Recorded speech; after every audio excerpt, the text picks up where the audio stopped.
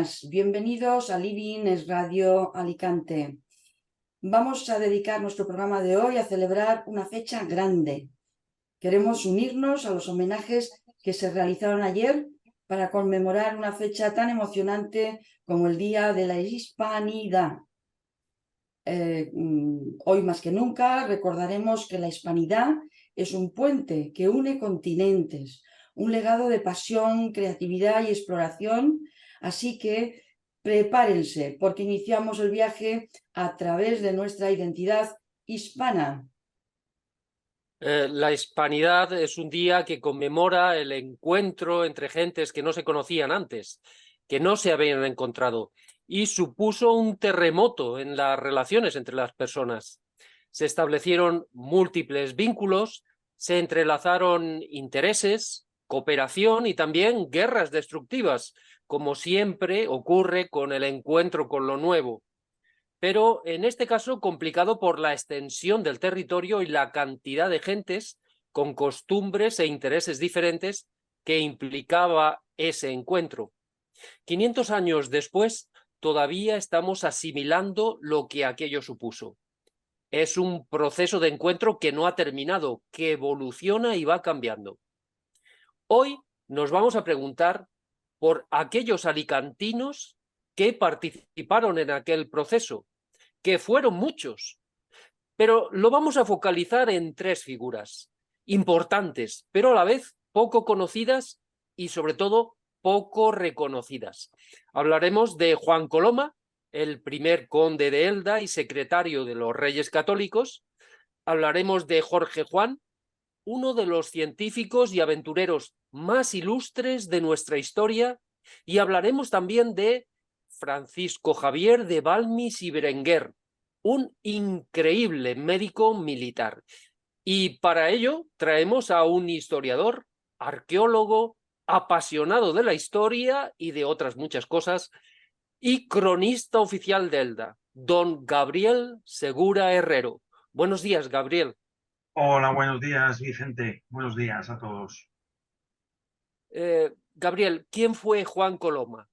¿Y cómo terminó siendo el conde de Elda y ocupando su familia importantes cargos en la provincia de Alicante y en otras regiones de España? ¿Y qué papel tuvo en el descubrimiento de América? Pues Juan Coloma, como muy bien has comentado, Vicente, fue conde de Elda y realmente el condado de Elda, en parte, Felipe II se lo otorga por los méritos acumulados por su abuelo, también del mismo nombre, Juan Coloma, que fue realmente el secretario de los Reyes Católicos, de Fernando el Católico, de Fernando II de Aragón, de Isabel de Castilla, ¿no? de Isabel la Católica, y previamente lo había sido del padre de Fernando el Católico, del rey Juan II de Aragón. De hecho, es este rey el que en el mismo testamento le encomienda a su hijo que mantenga a su secretario personal. Será Juan de Coloma, Mosén Juan de Coloma, secretario personal de los Reyes Católicos a finales del siglo XV, el secretario, el notario de los Reyes, que firme tan importantes documentos para la historia de España como fue el documento de expulsión de los moriscos de los judíos, perdón, en 1492. Incluso es quien redacta y firma de parte de los Reyes Católicos las capitulaciones de Santa Fe, es decir, el documento notarial donde los Reyes Católicos pactan con Cristóbal Colón todos los detalles del viaje transoceánico y de lo posterior que venga, ¿no? Es decir, ese documento trascendental para la historia de España está escrito por quien fuera el primer señor Coloma de Elda. Y volviendo al principio, en reconocimiento de todos estos méritos de los servicios prestados a la monarquía hispana, ya no a la corona de Aragón o a la corona de Castilla, sino a la monarquía hispánica, Felipe II otorga el condado de Elda a un nieto de aquel Juan Coloma, también de nombre Juan de Coloma, en 1577, y a partir de ahí, de ese momento del siglo XVI, pues arranca la historia de la casa Condaldelda que tiene un origen indiano, digámoslo así, porque también no hay que olvidar que, bueno, pues Juan de Coloma, el secretario de los Reyes Católicos, es uno de los primeros acusados por Fray Bartolomé de las Casas, ¿eh? Que se está enriqueciendo con el comercio indiano, con el comercio de las Américas. Ajá. Es decir, es un hombre, no es noble, ¿eh? Es un hombre trabajador que se ha hecho su propia fortuna y que ve un negocio, que ve posibilidades de hacer las Américas, precisamente algo que vendrá más tarde, ¿no? Es decir, de ganar dinero con el comercio indiano. Entonces, Fray Bartolomé de las Casas es en sus denuncias que hace ante la corona, ante los reyes católicos, del maltrato que estaban recibiendo los indios, uno de los acusados en concreto, bueno, pues es Juan de Coloma, por esos negocios que no únicamente atendían a la fe, ¿no? Que era lo que preocupaba a los reyes católicos, la propagación de la fe y la salvación de las almas. Y con la fe y las almas, bueno, pues también iba gente a hacer negocios. Bueno, pero hacer negocios que beneficiaban a ambas partes, no solamente... Por supuesto. Claro, claro, efectivamente, porque parece ser que todavía tenemos como una especie de lastre de que lo importante es la fe y el comercio es algo sacrílego, ¿no? Entiendo el contexto, ¿eh? No, entiendo perfectamente, lo has explicado muy bien. El contexto era, los Reyes Católicos estaban muy comprometidos con extender la fe católica y era una de las encomiendas que tenían para el Correcto. viaje, ¿no? Pero bueno, el comercio formó parte de algo que fue muy meritorio, fue la primera globalización a nivel comercial, no solamente de fe. ¿Estás de acuerdo Totalmente. con esta visión o crees que exagero No, al, no, no, es al así. primar el comercio? A ver, el comercio, nos podemos quejar de Amazon, ¿no? Pero quién no ha utilizado Amazon? El comercio es lo que es desde los fenicios que inventaron, y haciendo una broma, el comercio y el bebercio, pues seguimos comerciando, ¿no? Es decir, hoy en día, pues el comercio, nuestra sociedad, cualquier sociedad actualmente, sin el comercio es impensable. Y bueno, y con el comercio llegaron otras cosas, ¿eh? Con el comercio llegaron gentes, con el comercio llegaron universidades, con el comercio llegó educación, con el comercio llegó la cultura, ¿eh? Con el comercio llegó todo. No, no hay que olvidar la ingente labor, bueno, pues ya no de evangelización, ¿no? Es decir, de culturización de toda esa América hispana, desde el norte de México pues hasta el Río de la Plata. Claro, yo lo que quería poner de relieve es que cuando hablamos de una denuncia de la que queda constancia documental de San Bartolomé de las Casas, es también una denuncia en el contexto de su figura como católico practicante, convencido de una disciplina férrea con respecto alrededor de la fe y que no casaba bien con las cosas del comercio, ¿no? Pero bueno, Exacto. lo has explicado muy bien. Al comercio. El comercio requiere de gente especializada, de gente con conocimientos, de gente con educación y llega a las universidades, con lo cual hay que ponerlo todo en contexto. Pero volviendo a los condes de Elda, que ya que te tenemos aquí como cronista de Elda, pues vamos a explotar esta beta que nos has facilitado, ¿no? ¿Qué cargos ejercieron los condes de Elda a lo largo de su condado, tanto en Alicante como en América? Pues mira, en América, en concreto, bueno, los condes de Elda se caracterizaron a lo largo de los siglos XVI y XVII por ser una nobleza de servicio, es decir, una nobleza al servicio de la monarquía hispánica, tanto en Italia como en las Indias, ¿eh? Tanto en lo que son eran los antiguos reinos o virreinatos de Cerdeña, de Sicilia, de Nápoles. En concreto fueron virreyes de la isla del Reino de Cerdeña, así como estuvieron ligados también a la defensa de las costas de América. En el siglo XVI, Francisco Coloma es nombrado capitán general de la Armada del Mar Océano. Es decir, esa armada que lo Caray. que custodiaba era la flota de Indias, que una vez al año desde Cádiz, iba desde Sevilla y Cádiz hasta Cuba y Veracruz, Sí, y luego volvía, otra vez al año volvía. Claro, Cuando iba no había peligro, porque iban las bodegas vacías. El peligro era cuando volvía, es decir, que volvían las bodegas llenas de mercancías, de monedas, de joyas, de especies, de maderas preciosas. Es decir, tendemos a pensar que siempre iba oro y plata. No, no, no. Sí, iban mercancías precisamente para comerciar, aparte del quinto real, ¿no? Es decir, de los impuestos pertenecientes al rey que se trasladaban. Y esto lo sabían los ingleses y especialmente los holandeses, que son los que ya desde el principio del siglo XVI empiezan a hostigar el comercio de la monarquía hispánica con las Indias.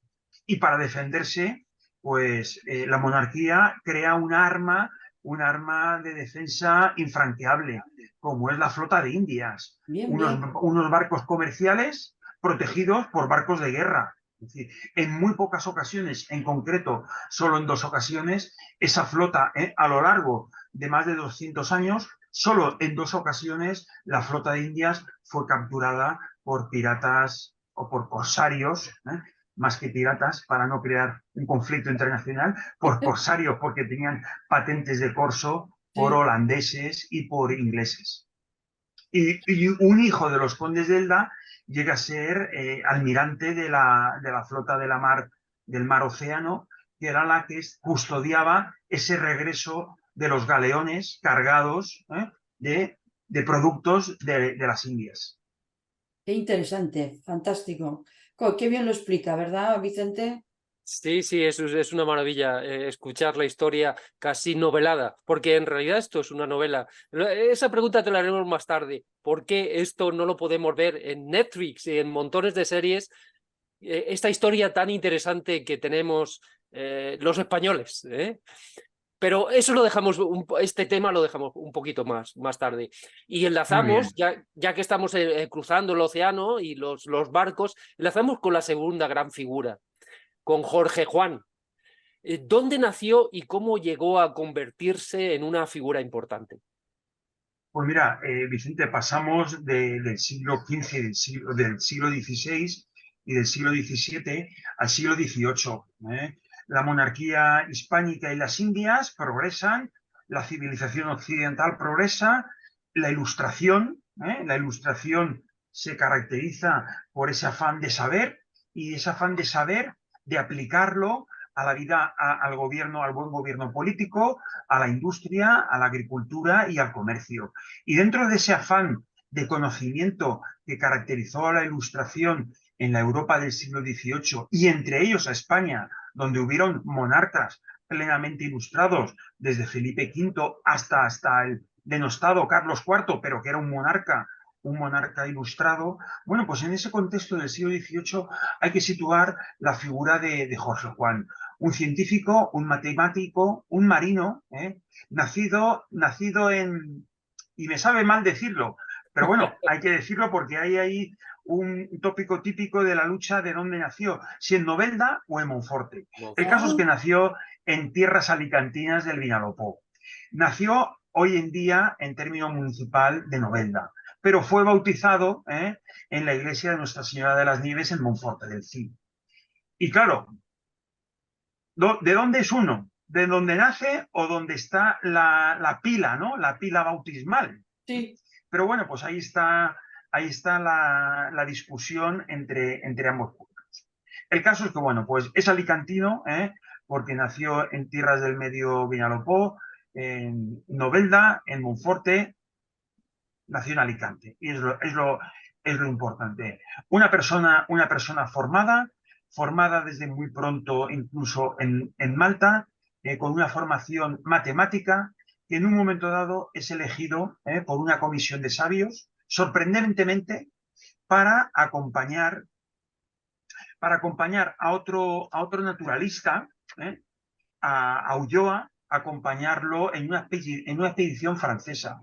En un momento dado, Luis XV se dirige a su primo Felipe V para que le conceda autorización a una expedición científica francesa para ir a Perú, hoy en día Ecuador, ¿no? Pero entonces era el Perú, a medir un grado de meridiano.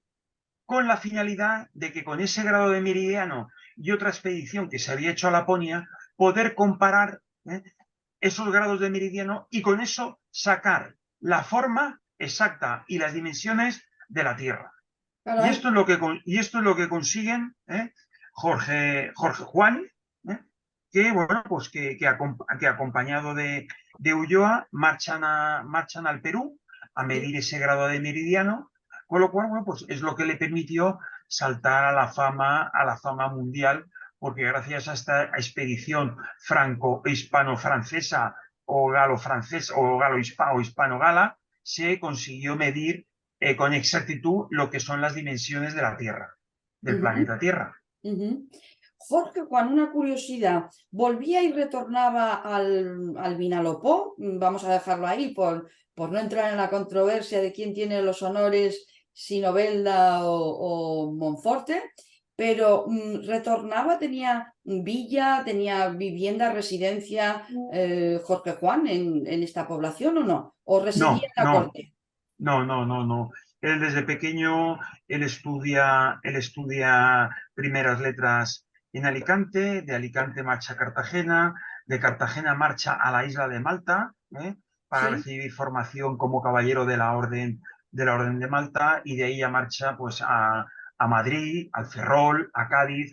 Es decir, él ya nunca volverá a tierras alicantinas, porque no hay que olvidar que en ese momento Monforte del Cid no era una población independiente, sino que era parte del término municipal de Alicante. Ya. Pero de hecho, él ya no regresó a Alicante. No hay que olvidar que Jorge Juan quedó huérfano con tan solo 3 años de edad, siendo educado por su tío Cipriano Juan. Sí. Por lo cual, bueno, pues su familia ya queda muy lejos en Alicante y él ya no regresa a Alicante. En cualquier caso, queda el mérito de la referencia biográfica de que su nacimiento y bautizo fueron en Alicante. Sí, Adelante, Vicente. por supuesto. Pero el papel de científico está bien reconocido, bien documentado, pero tiene otro papel quizá más morboso o interesante, ese es el de aventurero o espía. Espía, Cuéntanos, mejor, Vicente, Ah, espía. caray. cuéntanos alguna Sí, historia. sí. Jorge Juan, bueno, como científico, como matemático, recibe el encargo de espiar todos los avances tecnológicos y las mejoras tecnológicas en la náutica que estaban aplicando los ingleses, en los astilleros ingleses. Y de Sí, hecho, bueno, pues él marcha a Inglaterra, eh, en teoría con una labor científica, de aprendizaje y demás, pero realmente lo que marchó era a espiar y a fichar en los astilleros ingleses, a profesionales que en un momento dado pudieran captar, ¿no? Es decir, para captar cerebros, como hoy en día se dice, cerebros y traérselos a España. Tener en cuenta que en un momento dado el Marqués de la Ensenada, un ministro ilustrado, de Fernando V de Felipe V y de Fernando VI posteriormente, es el que llega a la conclusión de que el poderío de España depende de su flota. Sobre todo porque, claro, España, los virreinatos, ¿no? Que no las colonias, ojo, no, los no, virreinatos, los virreinatos de las Indias eh, son, son, eh, son ansiados, son deseados por esas potencias hegemónicas que pretenden, o esas crecientes potencias hegemónicas que pretenden sustituir a España en el orden mundial, especialmente Francia, los Países Bajos e Inglaterra. Con lo cual todo dependía de la flota. La flota sí, era clave claro, y el marqués de la Ensenada, de hecho, con su política pacifista, lo que sí. hace es aprovechar los años de paz para reforzar la marina, tanto la Sí. marina comercial como la marina de guerra. Ujú. Y Sí, sí, en ese contexto es donde hay que situar la figura del Jorge Juan Espía, copiando la última tecnología que estaban aplicando los ingleses para mejorar la tecnología española. Y traer talento, y atraer talento, tal y Por como supuesto, hablamos ahora. Es decir, yo recuerdo la situación de Estados Unidos tras la Segunda Guerra Mundial, que capturó todo el talento posible en la Alemania post-nazi, de la desnazificación, y se trajo talento a Estados Unidos para impulsar la ciencia y la tecnología en Estados Unidos. Y la importancia que tiene para traerlo también al presente el proteger las vías comerciales, como quiere hacer con la vía de la seda, la ruta de la seda a China en la actualidad, y lo hizo en el pasado también, y como quiere China también apropiarse, bueno, el litigio que tiene con Taiwán precisamente para proteger toda esa banda que tiene del océano y proteger su comercio, ¿no? De salida y de entrada con Indonesia y todo el sur australiano, etcétera. Bueno, pues importantísimo la encomienda que tenía Jorge Juan, pero me parece sí. que ahora vamos a tener que pasar a otro ilustre alicantino, ¿verdad, Vicente? Sí, sí, ahora nos interesamos y damos un salto hacia la ciencia o hacia... También Jorge Juan fue científico, pero vamos hacia la más pura ciencia, pero también de un militar, curiosamente. Vamos a acordarnos de Francisco Javier de Balmis y Berenguer. ¿Quién fue este hombre y por qué es importante para la historia? Pues este hombre fue también otro alicantino, ¿eh? Nacido en Alicante a mediados del siglo XVIII, fallecido ya en Madrid a principios del siglo XIX, con lo cual es una figura que si hemos empezado por los Coloma en el siglo XVI, hemos pasado por Juan en el siglo XVIII, acabamos con Balbi ya prácticamente en el siglo XIX. Es un cirujano y un médico militar español, ¿eh? Es Sí. decir, nacido en Alicante, que se licencia o se gradúa en medicina por la Universidad de Valencia y pronto empieza a hacer carrera profesional como buen militar, carrera profesional en América, pero siempre con una faceta científica, ¿eh? Con su faceta médica. Y es donde, bueno, pues en un momento dado, cuando regresa de América, es nombrado cirujano de cámara del rey Carlos IV. Y entonces, teniendo acceso directo al rey, ¿eh? Convence al rey para que lo nombre, y le patrocine una expedición a América para propagar la vacuna de la viruela que hacía muy poquito que se había descubierto. Y de hecho, bueno, pues el rey, un rey ilustrado, Carlos IV, lo que hace es patrocinar esa expedición, que es la expedición que conocemos como la expedición Balmis o expedición de la viruela, y que junto a Balmis, José Salván, fueron las almas de esa expedición, en la que acompañó también una enfermera, una mujer, Isabel Zendal, Sí. encargada de los niños que portaban los anticuerpos de la vacuna. Es decir, porque la vacuna no iba en jeringas o en cápsulas como se hacen las vacunas, sino que llevaban niños que habían sido inoculados de viruela, que habían generado anticuerpos de viruela, y que realmente los niños eran la propia vacuna. Caray. Una cosa muy, muy interesante, y así en 1803 zarpa, desde La Coruña, la corbeta María Pita, haciendo honor a la famosa heroína coruñesa frente a los ingleses. Pues la corbeta María Pita zarpa camino del Caribe, pasando por San Juan de Puerto Rico, por Venezuela, por Caracas, por La Habana, por Veracruz, y llegando incluso a la Ciudad de México, propagando, gracias a esos niños que portaban, propagando la vacuna de la viruela y salvando pues miles de vidas. Evidentemente, aquellos niños propagaron los anticuerpos, que a su vez fueron propagando médicos de allí muchos más anticuerpos en otras ciudades. De hecho, Balmis, cuando regresa a España, vuelve a zarpar en 1805 con destino a Filipinas, donde también lleva la vacuna. Es decir, no hay que olvidar que siempre hablamos en el 12 de octubre, siempre, o en el Día de la Hispanidad, hablamos de América, pero no se nos debe olvidar que una extensión de Nueva España, de la Nueva España, era la Capitanía General de Filipinas.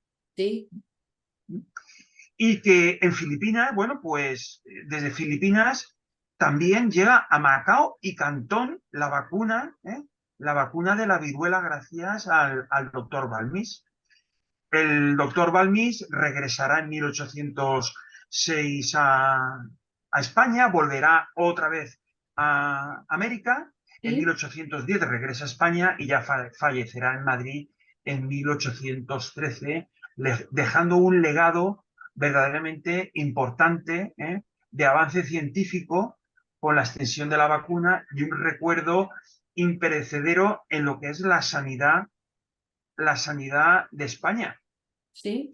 Porque en este sentido no hay que olvidar que cuando se desata la epidemia COVID en el año 2020, el Sí. Ministerio de Defensa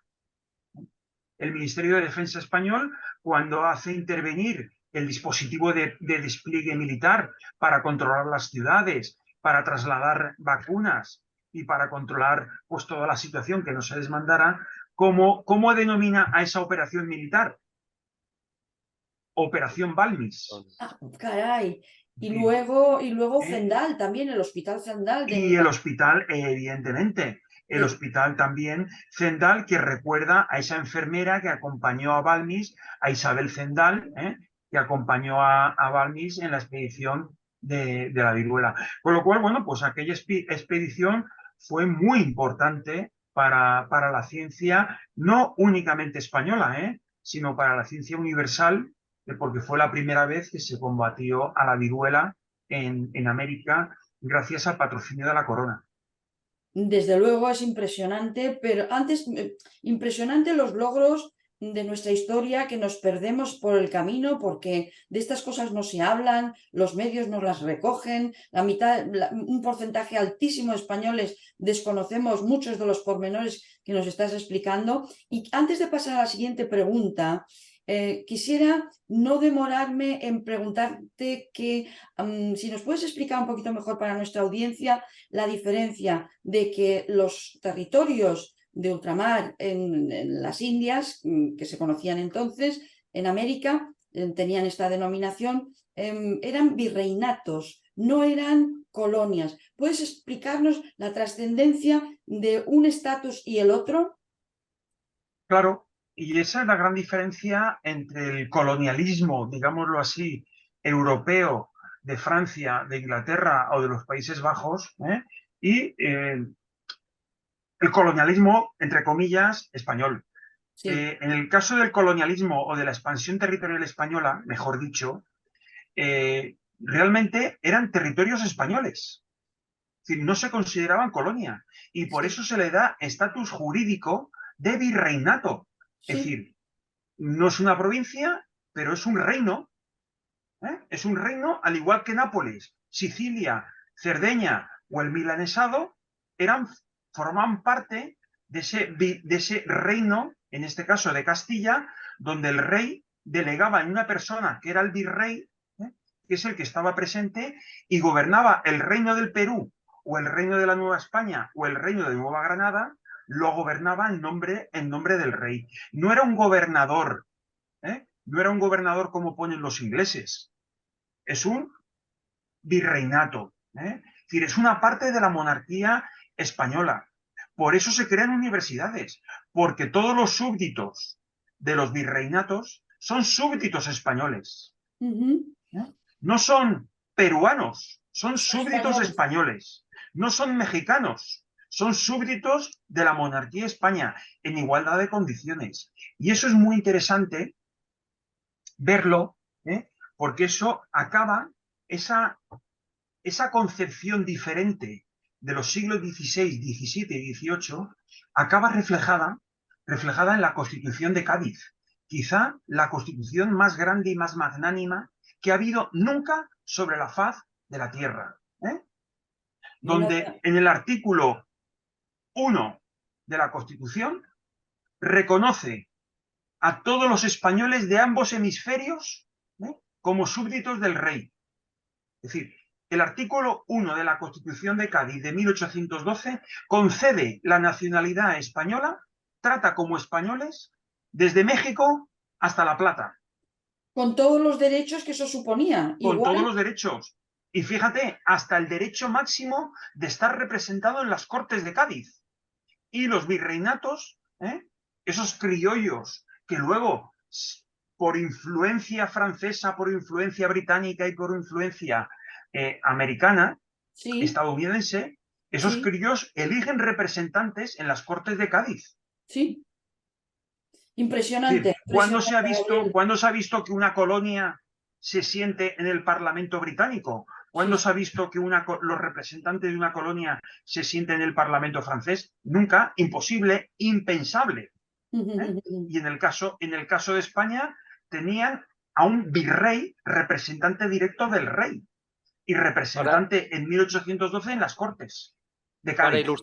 para ilustrar esto mejor, y seguro que tú sabes explicarlo mucho mejor que yo, Gabriel, hay una anécdota que era que desde México, desde Ciudad de México, se le pedía a los reyes y se les de alguna manera se les sacaba cuentas diciendo, ¿cómo podéis vivir en Madrid? Esa ciudad antigua, esa ciudad tan poco moderna, tan pequeñita, y no os venís a vivir al centro de la hispanidad que es México. Veniros acá y vivir aquí con nosotros, que nosotros somos la modernidad y el centro. Correcto. ¿Cuándo se ha visto, que una metrópolis prime el crecimiento de sus colonias por encima de las posibilidades de la propia metrópoli, ¿no? Es decir, si algo se caracteriza el colonialismo es por explotar y por esquilmar las riquezas de los países en teoría colonizados e impedir que prosperen y se desarrollen. Ahí está, como tú muy bien comentas, el desarrollo ya no solo de México, que evidentemente era la ciudad más grande del mundo en ese momento bajo la monarquía española, de la misma Habana, del mismo Quito, de Lima, es decir, grandes ciudades coloniales mucho más grandes que el Madrid de aquel momento. Sí, señor Vicente, tienes toda la razón. sí, y además traigo a colación la figura de nuestro filósofo de cabecera en este programa, que es Gustavo Bueno, que habla de imperios depredadores y de imperios generativos. Correcto. El imperio depredador sería pues, los anglosajones, la modalidad y la estrategia de captura de las colonias de otros territorios, donde depredaba, y el imperio español que generaba, es decir, era generativo para todos los habitantes en su conjunto, ¿no? Es una concepción de la que tendríamos que estar muy orgullosos. Así que... Yo hay un dato que para mí es sintomático, y es que cuando se funda la Universidad de Harvard en sí, Estados Unidos, ya antes de Harvard hay 15 universidades fundadas en la América hispana, y una de ellas, Santo Tomás, en Manila, en las Filipinas. increíble, fantástico, sí, sí, sí. Esto hay que ponerlo de relieve, muy, muy bien traído, efectivamente. El dato es demoledor, ¿eh? Por no hablar dentro de esos imperios depredadores, por no hablar de cómo el colonialismo anglosajón exterminó a la población indígena. Hoy en día, países como Bolivia tienen el 80% de población indígena, frente a un 0,1 de población indígena de los Estados Unidos. Muy bien, es un dato, es un blanco y en botella. Ustedes mismos, los españoles y los hispanos que estén viviendo entre nosotros en paz y armonía, como somos, tradición histórica, que hemos llegado hasta aquí, que ha durado durante siglos, y que estamos hermanados en cultura, en historia y muchas cosas compartidas. Pues tenemos que poner de relieve y recordar estos datos cuando vayamos a una biblioteca y tengamos dudas sobre qué libros elegir. Pues no elijan siempre los libros de actualidad, elijan también libros de nuestra historia compartida del Imperio Hispano, ¿eh? Correcto. Muy Y bien. si todos estos personajes hubieran sido ingleses, de los que nos has comentado, y todas estas hazañas, seguramente habría películas y series de televisión recordando aventuras, hazañas. ¿Qué nos pasa a los españoles con nuestra historia, Gabriel? ¿Por qué casi nos intimida hablar de las hazañas que hemos conseguido a lo largo de la historia? ¿Por qué este complejo? Porque precisamente yo creo que estamos acomplejados, ¿no? Es decir, estamos acomplejados por esa decadencia de la nación del siglo XIX y en el siglo XX, ese retraso cultural y científico con el que España, cuando deja de ser una potencia mundial, cae en un letargo. Y bueno, pues la famosa leyenda negra ha hecho mucho daño, ¿eh? Porque los españoles hemos llegado a creérnosla. Sí, Hemos sí, sí, llegado a creernos las campañas publicitarias difamatorias, sí, sí, sí. de holandeses, ingleses y franceses que a lo largo de la historia han difamado, evidentemente, pues atacando a puntos débiles, como si ellos no tuvieran puntos débiles, ¿no? Es decir, la Inquisición, cuando realmente con números en las manos está más que demostrado científicamente y nadie lo discute, que frente a determinados procesos inquisitoriales en Alemania o en Inglaterra, En Europa, se sí. quemaba a mujeres, a cientos y miles de mujeres por bruja, cuando la Inquisición española no las quemaba, las declaraba como dementes. Sí, sí, efectivamente, esto es importante también ponerlo de relieve porque en número, incluso los, podríamos decir, los excesos que se pudieran cometer en aquella época, que a la luz del presente nos parecen excesos, que no podemos pecar de anacronismo porque hay que estudiar la historia en su contexto, ¿no? Exacto, es que es importantísimo el contexto. El texto es importante, pero el contexto es casi más porque te da muchas pistas. Y sin el contexto no puedes comprender los hechos históricos. Muy bien. Efectivamente. Bueno, pues Vicente, tendremos que ir acabando el programa. No sé si tienes algo en el tintero. Me parece que tienes algunos Sí. personajes importantes todavía de Alicante, ¿no? Sí, sí, sí, para casi terminar el programa diremos que hemos escogido a 3 personajes que fueron, pero fueron muchos más los alicantinos que hicieron las Américas. Y hemos hablado del siglo XVI, XVII, XVIII, XIX. Y bueno, recientemente podemos nombrar a figuras alicantinas y como nuestro invitado es eldense, pues podemos nombrar incluso a importantes eldenses que también hicieron las Américas, Pedrito Rico o Antonio Sí, Gades, correcto. ¿eh? Pero recuérdanos algunos alicantinos más que estuvieron por esas tierras y triunfaron. Bueno, pues han sido muchos porque no hay que olvidar que desde el siglo XVIII se habilita el puerto de Alicante como uno de los escasos puertos que junto con Sevilla, Cádiz y el Ferrol pueden comerciar con América, libremente. Entonces, a partir del siglo XVIII hay una conexión directa de América con las Antillas, como se llamaba antes, al Caribe, ¿no? A Cuba, a Puerto Rico y a la Española. En el siglo XX, como has comentado, pues evidentemente soy el cronista de Elda y no puedo dejar de pasar a las figuras de Pedrito Rico y de Antonio Gades. El primero, pues un cantante de copla española que triunfó, es un ídolo desde Miami, pasando por México hasta Buenos Aires, ¿no? Hasta la Argentina, donde todavía hay clubs de fans que celebran su nacimiento, celebran su fallecimiento, bueno, Sí, conmemoran su fallecimiento, se acuerdan de él, publican, o el mismo Antonio Gades, que, bueno, pues un bailarín universal que está enterrado en Santiago de Cuba. sí, sí, Todavía sí. sus cenizas están enterrados allí. Pero sin lugar a duda, pues la provincia de Alicante tiene más nombres, no solo eldenses, ligados a América.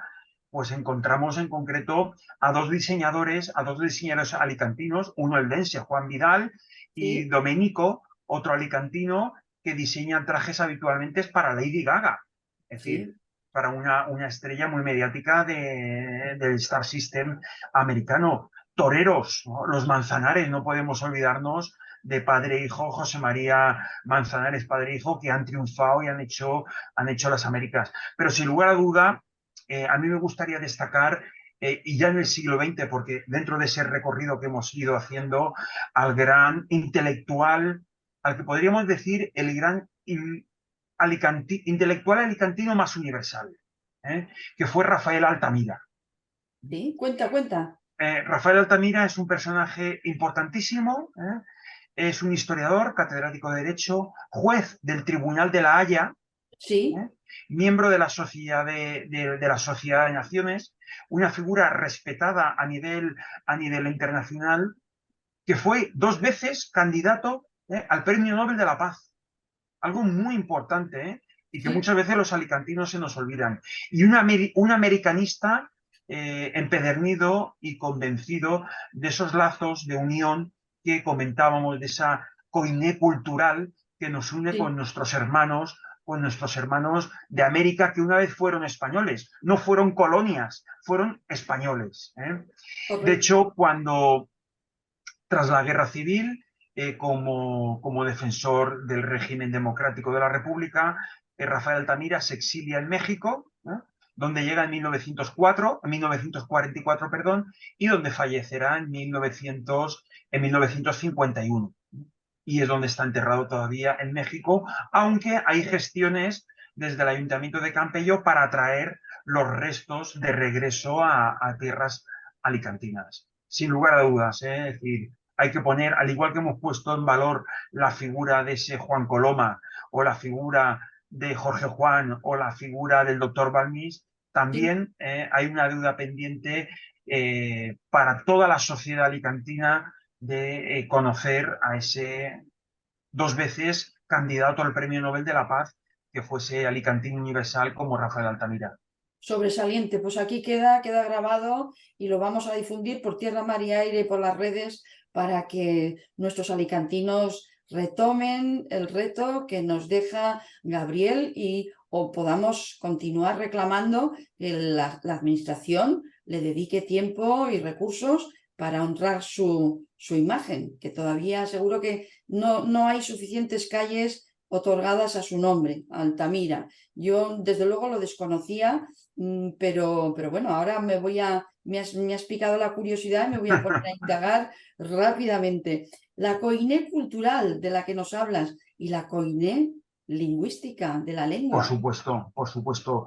Tenemos la misma concepción, es decir, eh, muchas veces tendemos a pensar en lo cultural como algo abstracto, y lo cultural es todo. Es la ¿Sí? lengua, es la forma de enfocar el mundo. Es decir, son los gustos, es cómo vemos la vida. Y evidentemente, es decir, esa hispanidad lo que nos da es un común denominador a uno y a otro lado del océano.